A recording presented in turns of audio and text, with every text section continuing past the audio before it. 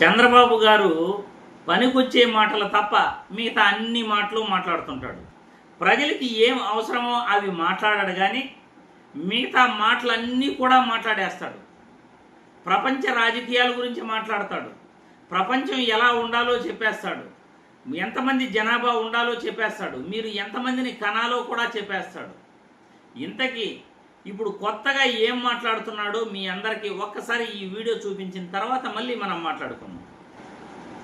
టౌన్లో main roads ఉంటాయి, అక్కడి నుంచి ఆ రోడ్లన్నీ కూడా ఆలోచించుకొని ఎన్ని పశువులు ఉన్నాయో ఒకసారి చూసుకొని పశువులకు ఒక హాస్టల్ పెడతాం. నిన్నటి వరకు పిల్లలకి హాస్టల్ పెట్టాం, వృద్ధులకు హాస్టల్ పెట్టాం, ఇప్పుడు పశువులకి హాస్టల్స్ పెడతాం. అక్కడే మీ పశువులన్నీ అక్కడే ఉంటాయి, షెడ్లు కట్టిస్తాం. దానికి కావలసిన గడ్డి కానీ అవన్నీ కూడా తెప్పిస్తాం. పాపం నారాయణ గారికి చంద్రబాబు గారు ఏం మాట్లాడుతున్నారో కూడా ఆయనకి అర్థం కావట్లేదు. అందుకే అంత బిక్కమొహం వేసుకుని చూస్తున్నారు. పశువులకి షెడ్లు కట్టిస్తాడట, పట్టణాలలో పశువులకి షెడ్లు కట్టిస్తాడట, అక్కడికే గడ్డి తెప్పిస్తాడట. మనుషులకి హాస్టల్ ఏదైతే కట్టించామో అలాగే పశువులకు కూడా హాస్టల్ కట్టిస్తాను అని అంటున్నాడు.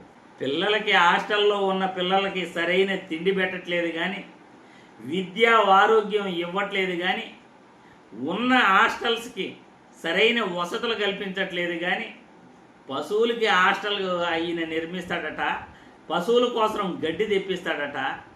పనికి మాలిన మాటలు, పనికి మాలిన చేష్టలు తప్ప ప్రజలకి ఇప్పుడు ఏం కావాలి, మనం ప్రజల్ని ఎలా చూసుకోవాలి అధికారంలో ఉండేటప్పుడు అని చంద్రబాబు గారు ఒక్కరోజు కూడా ఆయన ఆలోచించడు. ప్రస్తుతం సంక్షేమ హాస్టల్లో పిల్లలు ఎన్ని బాధలు పడుతున్నారు, వాళ్ళకి వసతులు ఉన్నాయా లేదా, సరైన తిండి పెడుతున్నారా లేదా, వాళ్ళు సక్రమంగా నిద్రపోతున్నారా లేదా, వాళ్ళకి మంచి మంచం, పరుపు, దుప్పటి ఉన్నాయా లేదా, ఆ హాస్టల్లో ఎలాంటి వసతులు ఉన్నాయి, అటువంటి వాటిని మనం సరిచేస్తాం.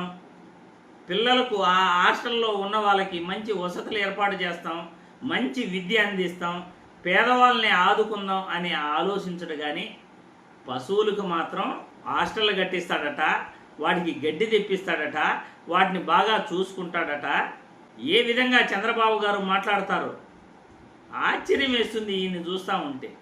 నిజంగా ఈయన 45 సంవత్సరాల ఇండస్ట్రీగా చెప్పుకునే ఈ పెద్ద ఆయన ప్రజల కోసం ఒక్క రోజైనా, ప్రజలకి ఏం కావాలో అవసరమయ్యే పనులు ఒక్క రోజైనా ఈయన ఆలోచిస్తాడా అంటే ఎప్పుడు ఈయన ప్రజలకు అవసరమయ్యేటివి ఆలోచించడు. కానీ పనికిరాని మాటలైతే సభల్లో, సమావేశాల్లో ఎక్కువగా చెబుతుంటాడు.